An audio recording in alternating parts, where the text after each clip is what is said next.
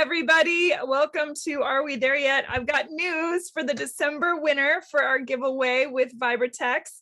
The winner is, drumroll please, S Linda 88. Congratulations, S Linda 88. Thank you for commenting not only on our YouTube here, but also on Instagram.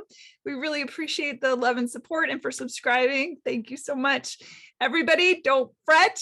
There's still plenty of giveaways. So every month we're going to be doing a giveaway until we run out of the beautiful Vibratex toys. You can subscribe below and make your comments, and please follow us and like things on Instagram under Are We There Yet IG. Hey, okay, let's get into the show. Welcome. Hello. We are doing episode 20 of Are We There Yet? Tie Me Down. I was going to say tie me up, but it's tie me down. So let's get into it. I'm your host, Susan Ruth.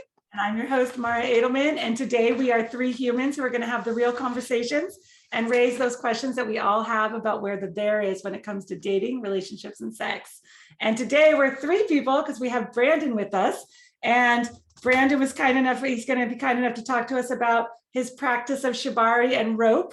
And I had said to Susan a while back, I was scrolling through Instagram and I saw somebody doing this on Instagram, and I was instantaneously horrified, fascinated, and turned on all at once.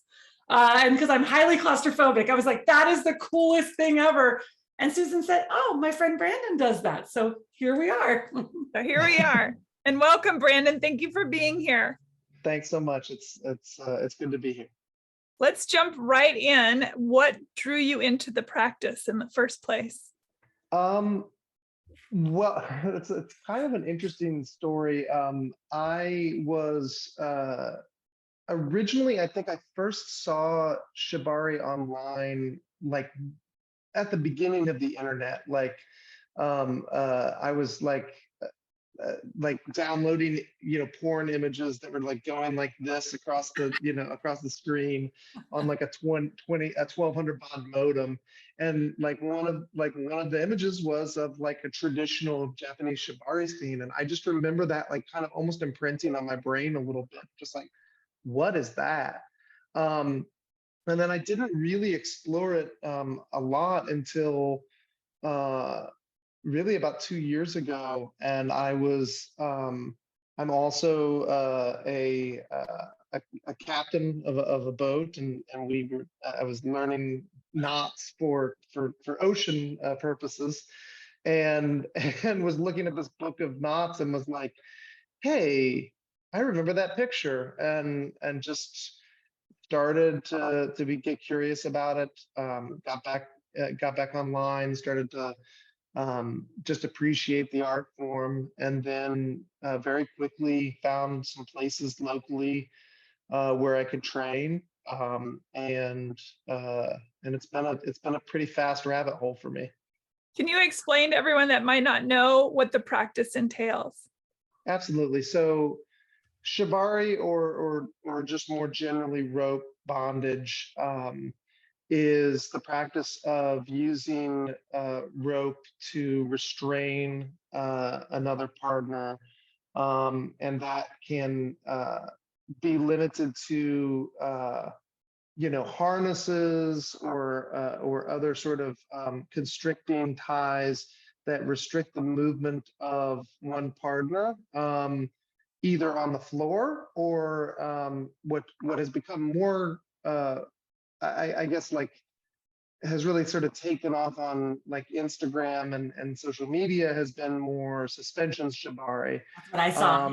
Which is in which you're doing a lot of the same techniques, but with an eye towards making sure that they're safe for suspension, and then playing with the contortion of the body in the air, and manipulating the sort of angles of the body for a period of 15 to 30 minutes usually is about how long a suspension scene might take.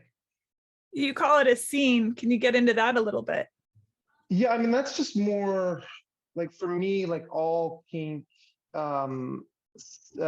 like anytime you're doing something that involves a negotiation up front of either a power dynamic or any sort of any form of kink, whether it's impact play or electro play or fire play or rope. The term is quite often a scene. It's something that you're creating together. There's at least two participants. Well, not always. There are lots of people who do self-suspension and self-tying of rope bondage, but yeah, a scene is just a common term for the something that has a beginning and an end. And so like if you were to go to a kink club and say, hey, I'd really like to be paddled, and someone's like, oh, well, I brought all my paddles, then you would discuss and negotiate the scene. You would do it, and then at the end you would be like, hey, how was that for you? And so scene is just a term that's used more broadly in the kink world, but in in the Shibari world, I think scene or session is kind of a term that can be used for the act of tying together, like the discrete act of from the moment the rope goes on until the moment the ropes come off. When later at some point, will you talk a little bit more about the end part? Because I think it's termed aftercare. I super appreciate in the kink community that there's always this aftercare part. And most people not in the kink community don't do any kind of aftercare after any kind of sexual intimacy. Or I find it fascinating that it's a big piece of it.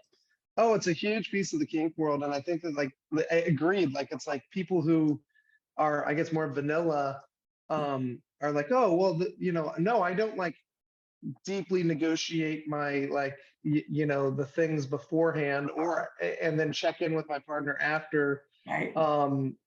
And I'm like, I mean, like that's something that like regardless of whether you're doing impact play or not, like would be a really great practice for everyone to do. Right. Yeah, Mara and I talk about that a lot on this show, that there really should, for a healthy, the most healthy relationship would involve the kind of conversation before, what do you like, what do you not like, then a conversation afterwards, what did you like, what didn't you like, in order to grow together as a couple or as a group, depending on what your thing is, or even to have that conversation with oneself, which I think is maybe one of the most important conversations. Absolutely. Yeah. Did you, as you were drawn into this, is the end game orgasm or not necessarily? Very rarely. Okay. Yeah, no, like, I mean, I think that there are times in which rope can incorporate sexual acts, but usually that's not the case. Or there are various forms of kink that can be layered on top of a rope scene, particularly like impact play, or some people like to incorporate blood play and some of these other like what would be considered like more like edgy or like edge play of the kink world.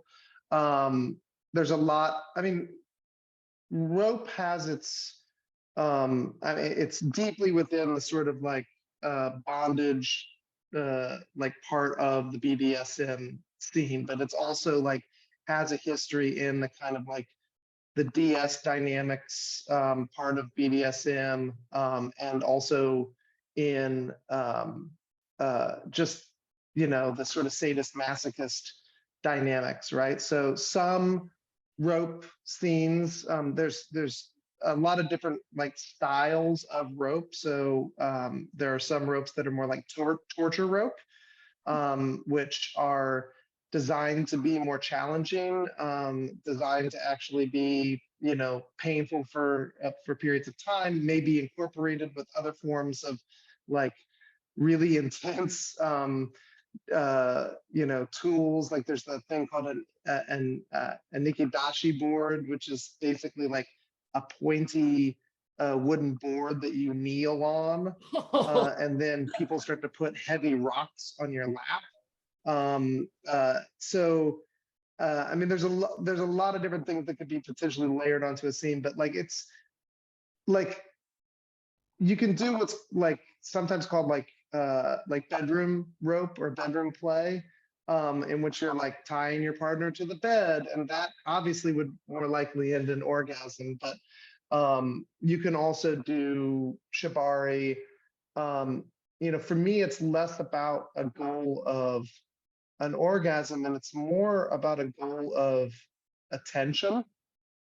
Like the act of um, giving over control to someone, trusting them with a certain amount of attention to both detail and also to your, to just to you. This like a process of tying someone can take 15 to 20 minutes to get the harnesses together before you even leave the ground. And then 15 to 20 minutes of being in the air, and then another 10 minutes of untying is like a very, very sort of profoundly attention focused, like it's a focused act, and probably more so than I think any other form of kink. And there may be orgasms, or there may be a sex act if it's been negotiated. And there may be instances in which there's just a sort of orgasmic release once you hit the ground. I've tied people who, I remember I was tying someone, and a male, and he, at the end, as I was untying him, he was laying on the ground and he started just shaking, and was shuddering. And so I'm always very, very attentive of like, oh, well, is that like, I know that I've just released a lot of things. So is it just the, endorphins? Is there so, I'm always checking to make sure that there's no nerve issues or other things. And he was like, oh, no, I'm just having orgasms. That's cool. I was like, cool. I'm just gonna put a blanket over you, and we'll let you enjoy yourself. Nothing to do medically. It's all okay. Great question. Is that why there's kind of a time limit up in the air, because you worry about nerve stuff, nerve issues? Yeah. I mean, I think it's when you are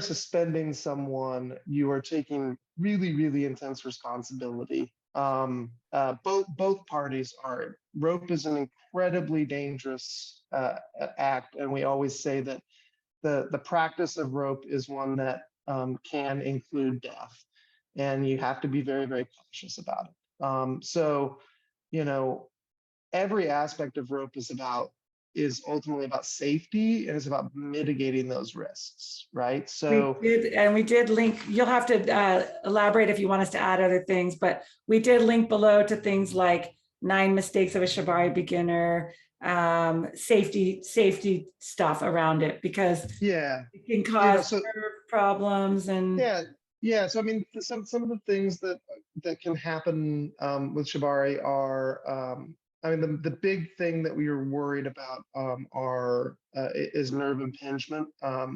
So that is, when you're placing certain wraps on the body, you're being very, very cautious not to place them near spots where the radial nerve or the ulnar nerve are. But there are some ties like a TK, which is a behind the back tie, a tekatekote, that actually, is one where there's a band that's like right there and can be, is compressing that nerve. So there's also a lot of like constant communication that's happening between the top and the bottom. So I practice regularly with one of my partners, Kate, and we have a shorthand of communication. She's constantly doing self-checks with her fingers to make sure that there's not a loss of sensation that may indicate a nerve damage, and we're constantly sort of keeping track of things with shorthand communication during the scene, so that we're doing our best to mitigate the risks. The risks are always going to be there. It's really just about, doing everything you can to mitigate those risks. Is it the ropes that are actually lifting the person up, or is it harness that lifts them up and then the ropes are an additional binding device? So when I tie someone for suspension, you're tying harnesses from rope. So you'll usually tie like a chest harness and a harness either around the waist or hip. Those are two spots that are like good spots for load bearing harnesses. So you would tie, using this sort of standard rope. This is an 8-meter hank of jute rope. There's a lot of different types of rope that you can use. Jute is probably the most sort of like traditional, common type of rope that's used in rope suspension, particularly. A lot of times if you're at a party or if people are getting started, they'll be using cotton ropes or nylon ropes to tie like decorative harnesses that like look nice and feel good against the skin, but those aren't necessarily what you would use safely for a suspension. Nylon rope in particular, if you tie a knot in nylon, it can get really, really tight and is very difficult to release. Whereas jute, if I tie a knot in jute, for example, and again, I am not sure why rope turns me on so much, Brandon. But so if you tie, you tie a knot like this in jute, it binds to itself pretty well and doesn't slip, but I can very quickly undo it, which is really, really important when you're making adjustments on the fly. Have you ever had to tie anybody who's severely claustrophobic? Because I don't know why that you pulled that up and I'm like, woo, but the concept of actually not being able to move. I'm that kind of person, if I get stuck in my shirt, I have a panic attack. Yeah, so I mean, so that's, every person that I tie that starts with a conversation of what do you want to feel? And a long conversation about any fears that you may have, any old injuries that you may have, and have very definitely, had several scenes with people who either have just a general claustrophobia, or some people who've had past trauma with either a partner tying them incorrectly or a partner, tying them up and not being able to get them out quickly. Yeah. And if that's like, to me, that's what I love about this sort of communication is like, if that's where someone's at, there are certain harnesses that I might choose to do, which are more open or not. Like I wouldn't, like with someone that, for example, if they said I was claustrophobic, I wouldn't start with a TK wrap behind their back. And I wouldn't even start with actually what I consider to be a really good sustainable harness, which is an arms and front harness where your arms are like this and it's kind of tied around. It's called a hug harness. And that actually is like a beautiful sustainable tie. But for someone who's claustrophobic, for most people, it feels like a really tight hug. For someone who's claustrophobic, they're like, I can't breathe, I can't do this. So I might be like, oh, I'm just going to do an arms open, harness, so that you can still get up in the air, but that you don't feel. Do you feel like there's a potential for it to actually help people work through that fear? That would be fascinating. I mean, that to me, I think is why I'm doing this. I think everyone has different motivations. For me, being able to create a space where I can hold space for people to work through things somatically in their body is really the thing that interests me the most about rope. I think it is a really powerful art that can stimulate the largest, the two largest sex organs in the body, the skin and the brain, um, and uh, and and yeah, I mean that's I love that complexity, and I love being able to hold hold space for people who are needing to release something, needing to let something go. I know that you refer to yourself as a top, meaning you're for everyone watching, meaning you're the one that is more in control of the scene itself. I know you're both you and the partner would be in control, but in logistically speaking, you're the one putting the harnesses on and elevating. Correct. Not. Have you also experienced this as a bottom? I have, yes. How did you feel I about that?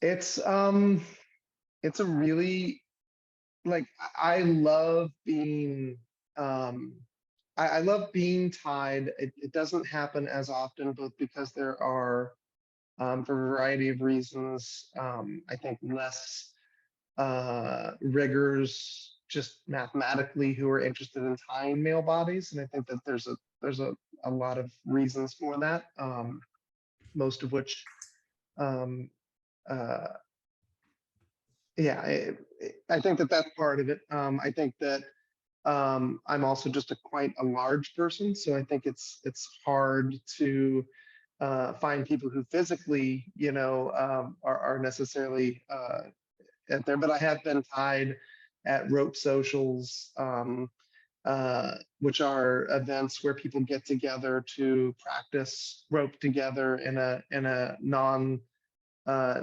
not like more of like a non-sexual way, right? So uh like it'd be like a bunch of people getting together for acro yoga. It's just with ropes. um so I've been tied there a couple of times, and I've done been tied by a couple of other riggers in town, and the experience as a bottom is deeply meditative. Like that you are kind of asked um, to sit with pain in your body, and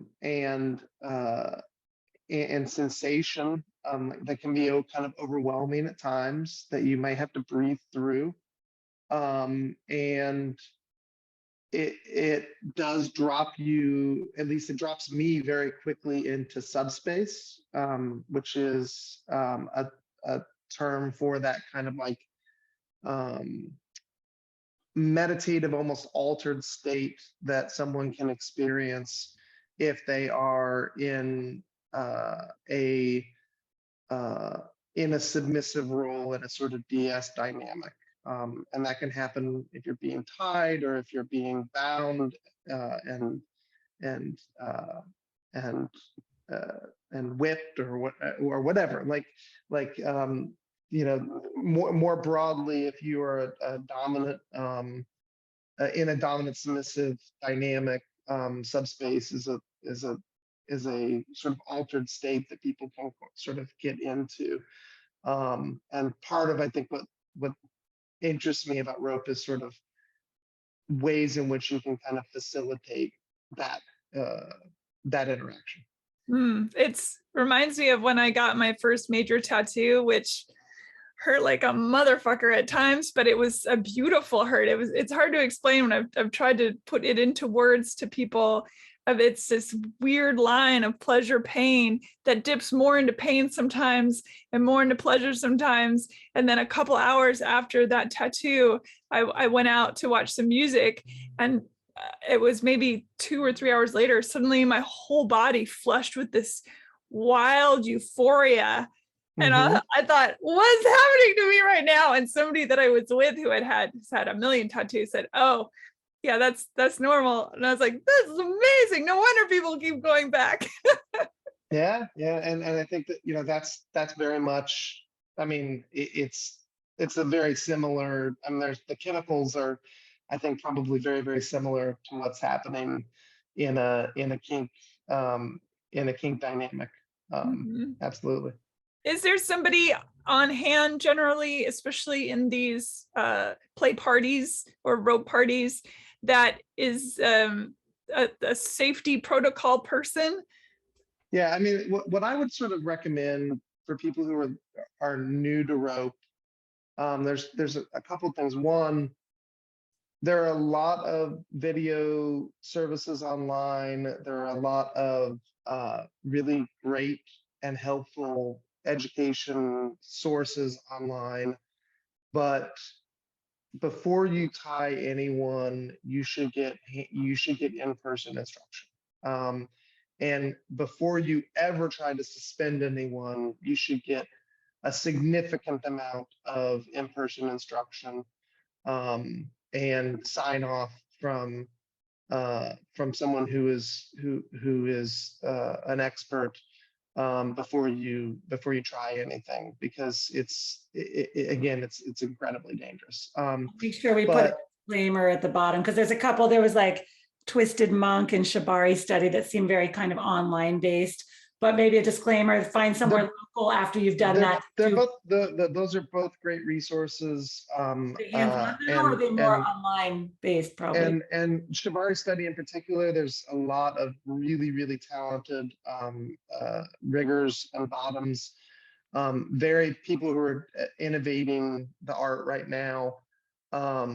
I am regularly on Shibari study and love watching scenes there, but that has been a supplement to almost 2 years of in-person instruction as well. And there are masters of this craft, if you will, that are that go back generations. Absolutely, yeah. And there's different schools, and different people who are teaching different styles, from different masters. The good part about things, now online, is that it's easy to find those and travel to them, and get that in-person instruction. I happen to be lucky here in LA to have several really, really like incredibly talented riggers that I've been able to learn from. The most my sort of like uh, uh, uh, uh, deepest relationship with a teacher has been with Leaf Bound, who practices in downtown LA, and has both sessions and private lessons and group lessons available. Cannot recommend them enough. There's also the LA Rope Dojo, which is here in LA, and has group lessons. Both of those are really good resources.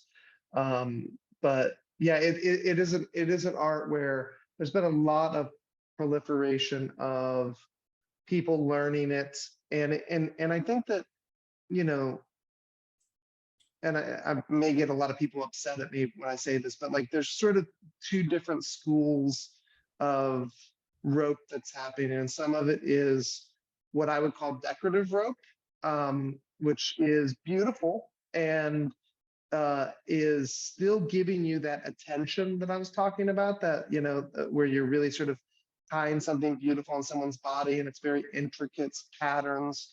Um, but uh, but though that doesn't, and that is something that I think is much easier to practice on yourself again and again, and then practice on other people without a concern of really, without as much concern of safety.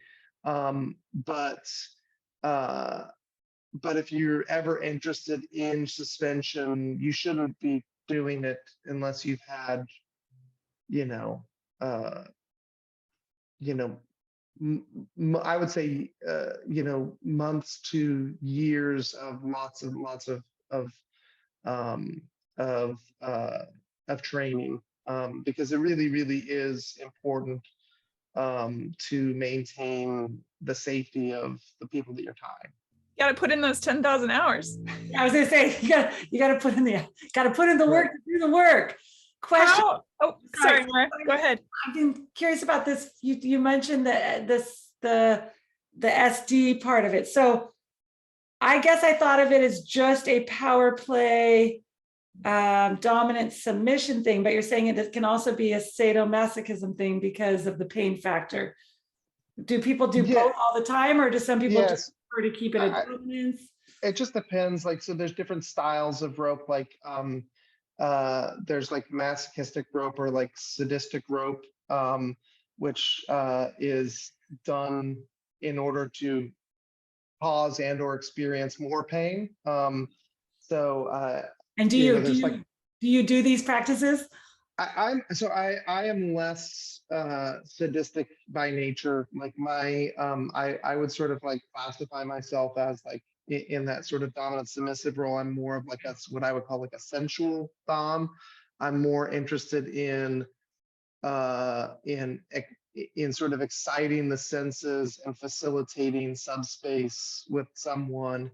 And and if pain is a part of that and something that they're requesting of me, then I'm happy to provide it. But I'm not necessarily deriving pleasure from the giving of pain. I do enjoy like, and the other thing I like about rope is that, you know, there are other forms of, you know, that like there's, you can do rope that's like predicament play, where you're, it's contorture versus just torture. It's like you're contorting the body into interesting positions. You're maybe like putting your bottom in a position that's requiring them to hold themselves in a way that is really, really causing a lot of pain in their thighs, let's say.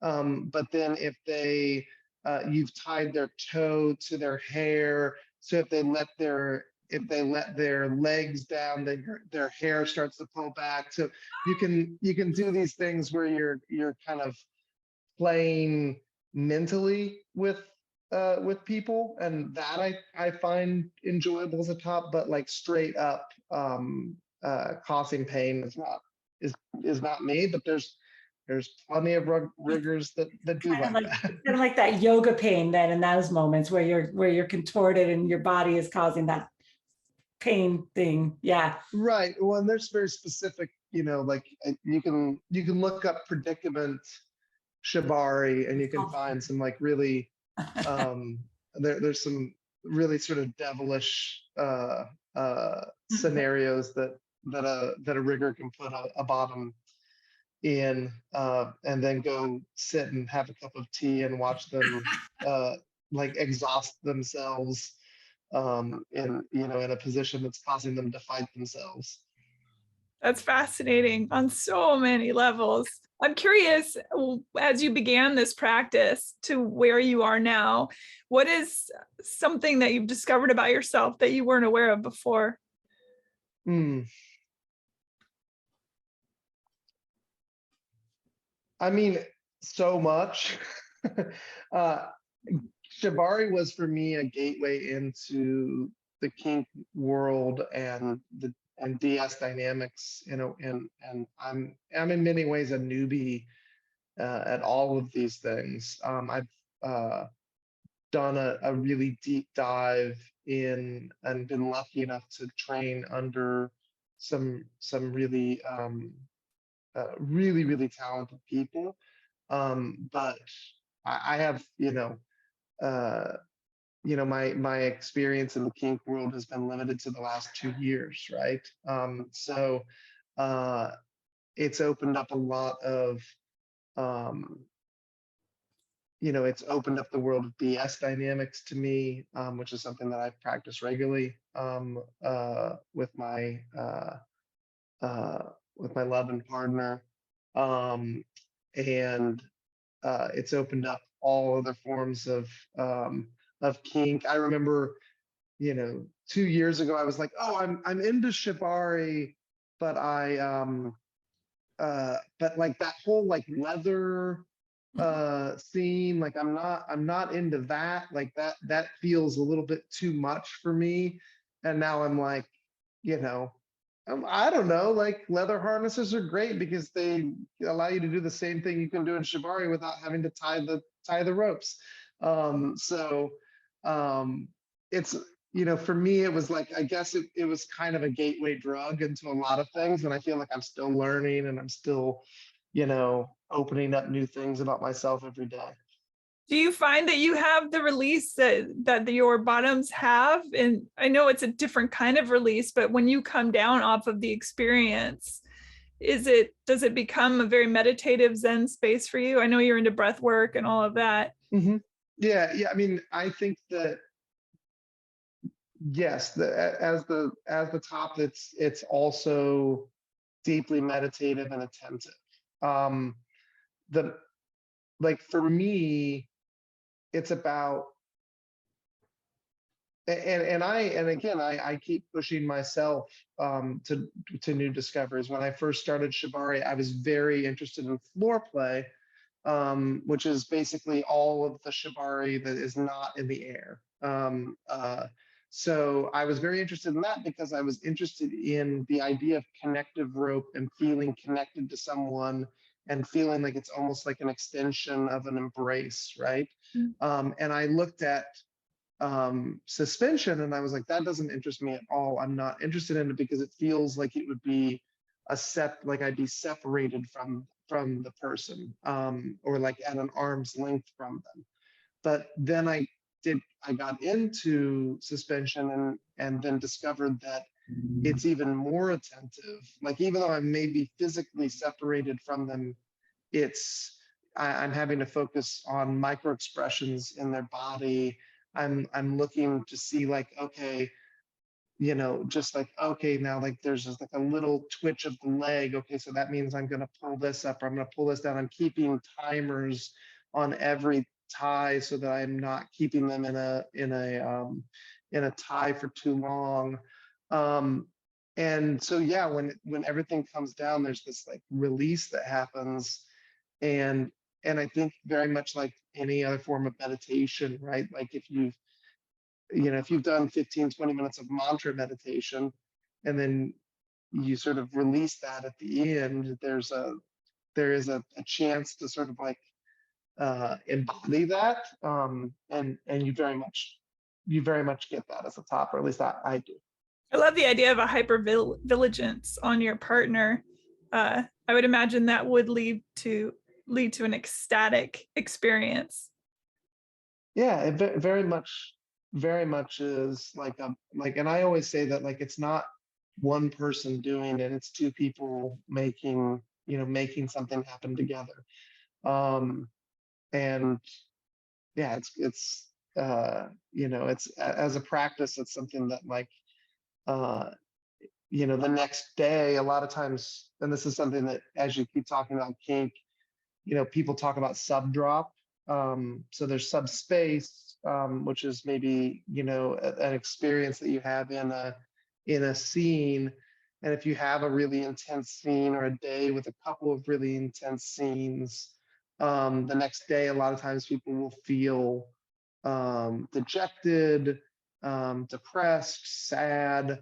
And there's a lot of resources out there. Like if you are ever experiencing that as a submissive, like that is incredibly common. It's related, as far as I know, to the release of serotonin in very, very high levels, not unlike if you were, practicing, if you've done MDMA, the next day, sometimes people feel really down. And that's, I think that, so like part of the practice, but like tops feel the same, like after like a really good day of time, like the next day I'll feel like a little down. And I think that that's normal. Fascinating. Mara, what do you think? You gonna try it? Fascinating. I'm just fascinated by the whole thing. Sure, it sounds like it's great for depression. You get up there and you've got a burst of serotonin, and The attentive part seems super cool. And the fact that you could untie that jute rope so quickly makes me feel a little less scared as a claustrophobic person. If I was ever going to try it, I would definitely try with somebody who has a lot of experience. But it's Yeah. the whole thing And is I think it's important to, you know, for anyone sort of getting started in the space, it's important to do it with people that you trust. And that trust takes a lot of time to build. There's a lot of people who come into Shibari and they're like, I want to tie, I want to get up there quickly, and I want to tie with this person and this person and this person, and as a rigger, it's like, oh, I want to tie. I do want to tie with a lot of different bodies because everybody's different, and you learn different skills as you're tying, particularly different body types, and but it's it behooves, it's better to go slow. Like this should, and I think that developing a close relationship with a single person, every step that I've taken in kink, but in rope specifically, has been when I have tied regularly with one person for a long period of time and come back again and again and said, like, this worked, this didn't work, let's try this instead, let's do this instead, and start to develop that kind of like communicative shorthand. It's just like any other, any other activity. If you are doing it regularly with someone that you can keep getting good, feedback with, that's always going to be safer, and it's always going to propel you further than just trying to get tied up by whoever will tie you up. how does it play out? You had talked about trust. So if somebody has like a life partner or they're married and they're doing the practice of tying, like, do partners tend to get envious or jealous of this, or is it not seen as such a sexual act that it doesn't cause those feelings to come up? I think like any kink, that's really dependent on the sort of E&M relationship, that or not that those partners have. I always try to, when I'm meeting someone new, I always start with the idea that this is a platonic dynamic,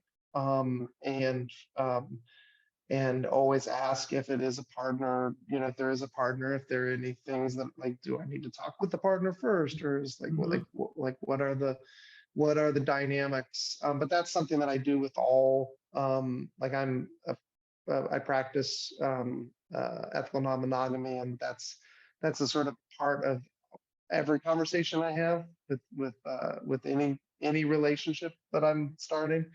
But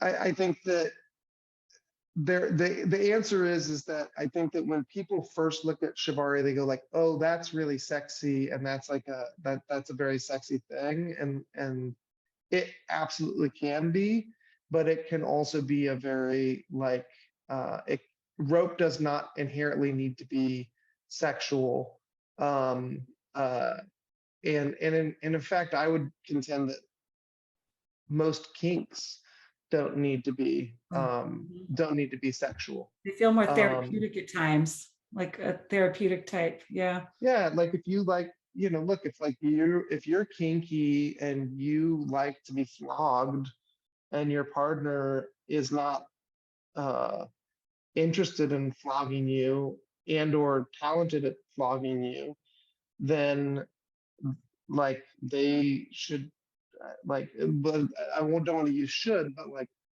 I feel like Somebody else could flog them better. right. I mean, in the same way that like, I always like when I'm talking with like friends that are not in the kink world, I'm always like, they're always like, well, like, how could you do that? And I'm like, well, like if I like my ex-wife was really into swing dancing.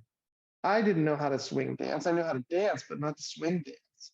And so like, would I be like, I mean, like I could take two routes. I could either learn to swing dance really, really, really well, or I could be like, hey, go to swing dance on Wednesdays and have fun. You know, so Besides the aftercare, my second favorite part about the kink community, and eventually we're going to do a whole talk on ethical non-monogamy at some point, sure. is the concept that not one person can fill every void or thing or be all encompassing. It's my favorite part. Just that go find somebody else who likes to do that. Come back. Absolutely. Come back when you're done. Absolutely. Yeah. And I Absolutely. think folks get wrapped up in that everything has to be, that it's binary, and it's just not. Sexuality isn't, and and what is sexual isn't.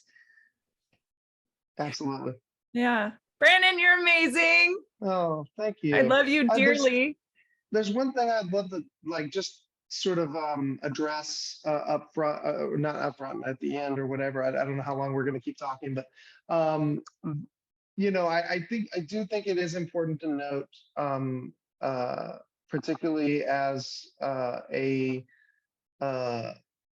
white AMAB rigger, that there is